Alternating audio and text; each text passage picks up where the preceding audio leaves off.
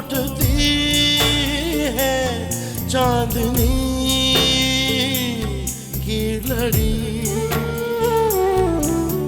ख्वाब की मुट्ठियों में दबी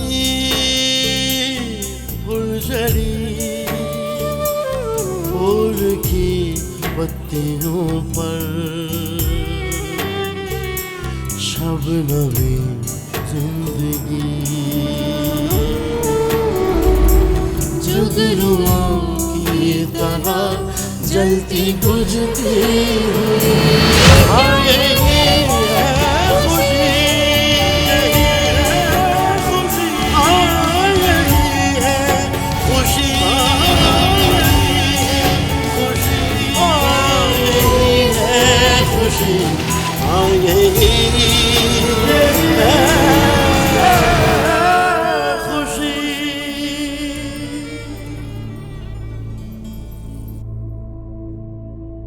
मैंने तुम्हें कहा था ना कि अपनी हरकतों से बाज आ जाओ, किसी दिन जेल की सलाखों के पीछे पहुंचा देंगी, और आज तुम वहां पहुंच गए हो।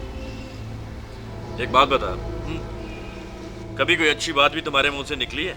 अच्छी बात तो जरूर निकलेगी जब कोई अच्छा काम करोगे तो। और ये काम करने से पहले ये तो सोच लिया था कि तुम्हारी माँ, बहनों और बूढ़े बाप पर क्या गुजरेगी, और जो मुझ पर गुजर रही है इसका उन्हें एहसास है? मेरे बाप ने तो रात थानेदार को साफ कह दिया था कि राशि से मेरा कोई ताल्लुक नहीं है। इसने जुर्म किया है, इसकी सजा मिलनी चाहिए। मेरा भी अब अपने बाप से कोई ताल्लुक नहीं है।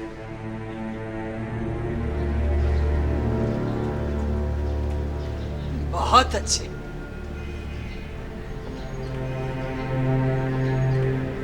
फिर अपनी वल्दियत के खाने से अपने बाप का नाम भी बदल लो, किसी और का नाम लिखवा लो।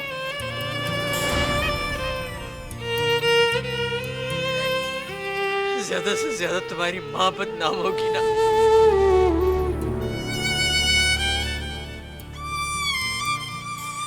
बाप से तुम्हारा ताल्लुक तो छूट जाएगा।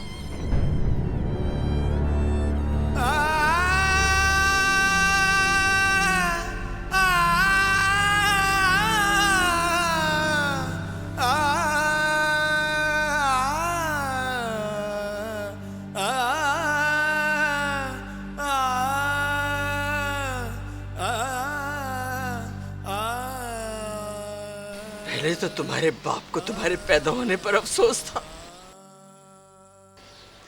लेकिन अब मुझे भी अफसोस है कि मैंने तुम्हें क्यों पैदा किया।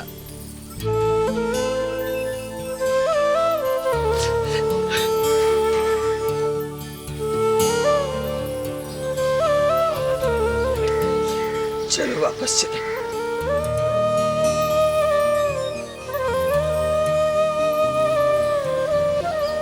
जब तुम्हारी माँ और तुम्हारे बाप से इसका कोई रिश्ता नहीं रहा तो तुम लोगों से क्या ताल्लुक?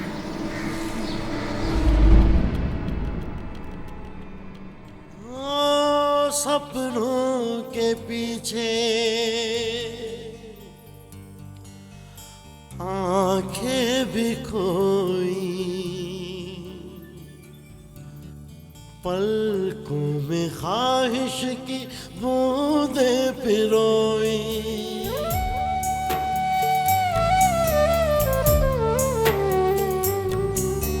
सपनों के पीछे आंखें भी खोई,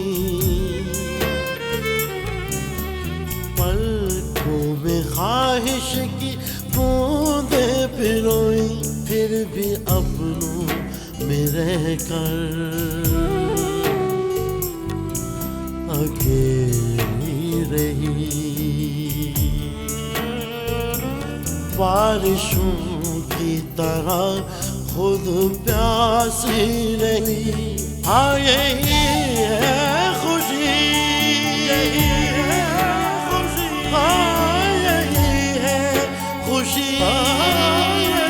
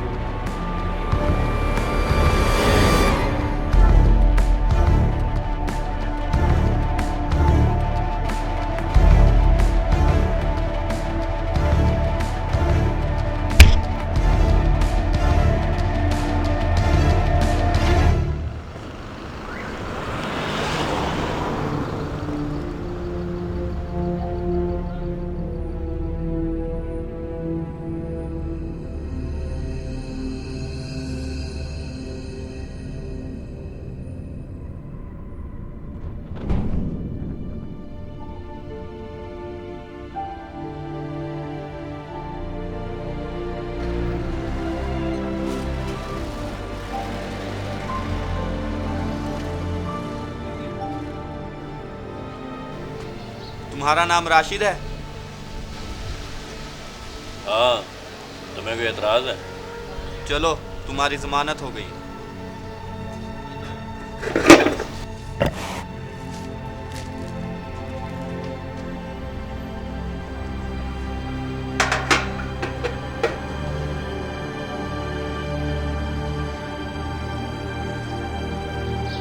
Sit down.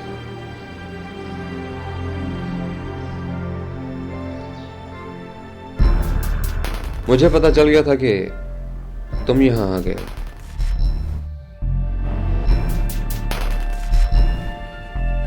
लेकिन मुझे खुशी इस बात की है कि तुम यहां पर चोरी या जेब तराशी के जुर्म में नहीं आए, वरना मैं तुम्हारी जमानत देने ना आता।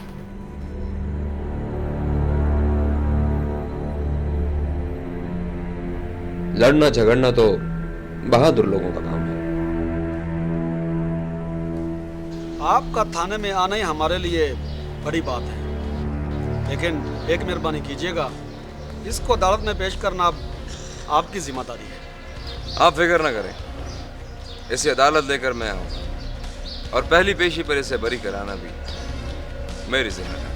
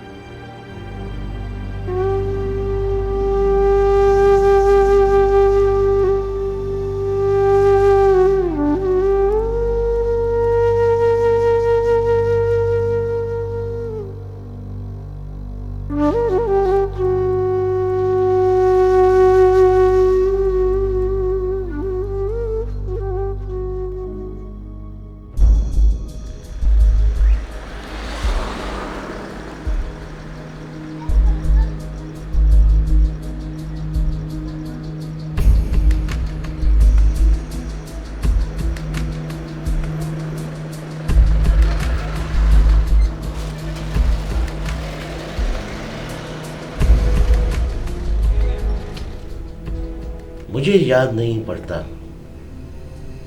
कि मैंने कौन सा ऐसा गुनाह किया है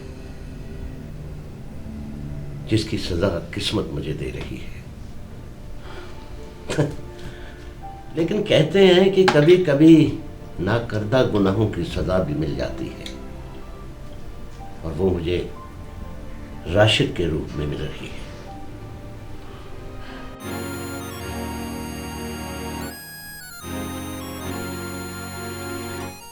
आप चीनी कितनी लेंगे? 1 चम्मच काफी होगा।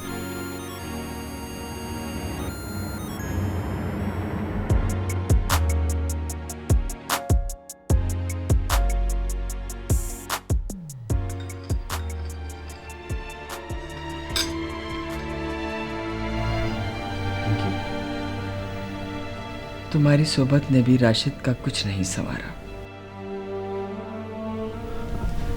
तुम कितने अच्छे हो।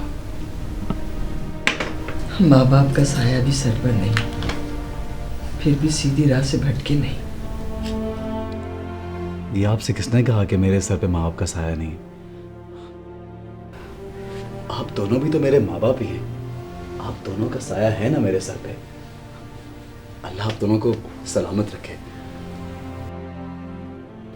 एक तुम हो जो हमारी सलामती के लिए दुआ मांगते रहते हो, और एक वो है जो हमें जिंदा दरगोर करने पर तुला हुआ है।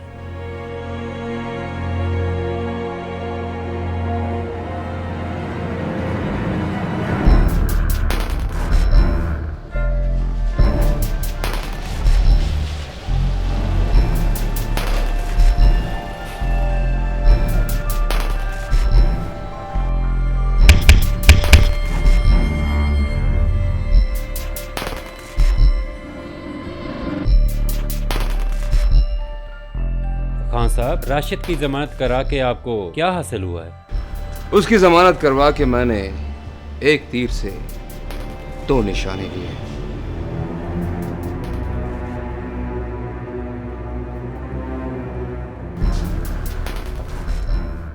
वो कैसे, जरा बताइए तो सही खान साहब। राशिद के दिल में हमदर्दी का बीज बोया है और बाप के लिए नफरत बढ़ा दी है।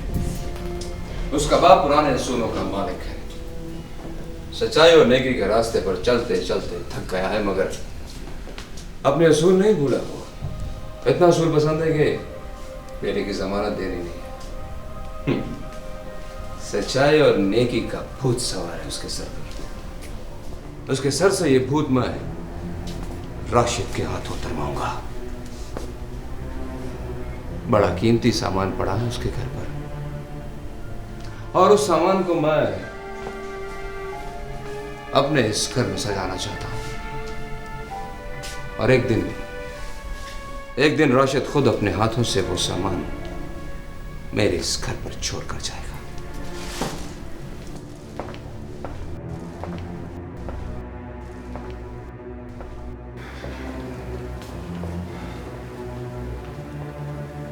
आप किस सामान की बात कर रहे हैं सर?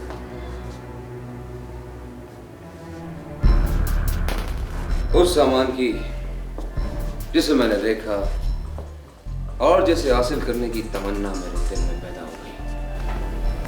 उसका नाम है खुशी। खुशी खुशी।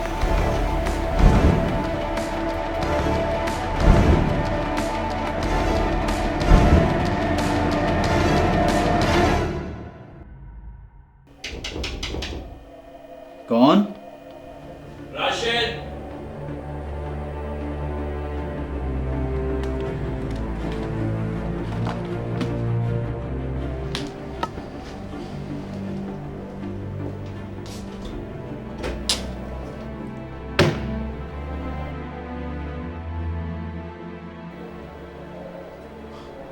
इस तरह क्या देख रहे हो?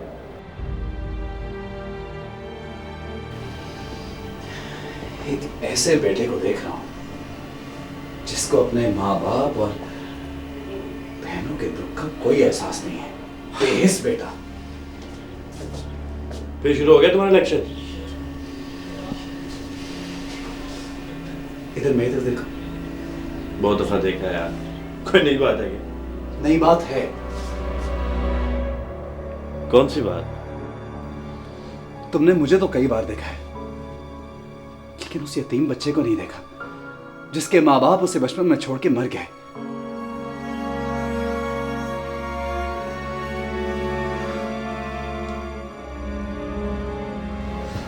जो सारी जिंदगी माँ बाप के प्यार को तरसता रहा,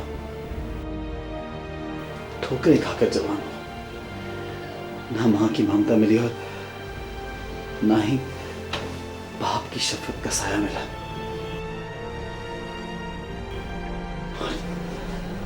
और एक तू बदनसीब है जिसे मां की ममता और बाप की शफकत बाजुएं खोल के अपने करीब बुला रही है, और तू वो सुहेल खान के सीने लगा हुआ है। देख हसमत, सुहेल खान के बारे में कुछ मत बोलना।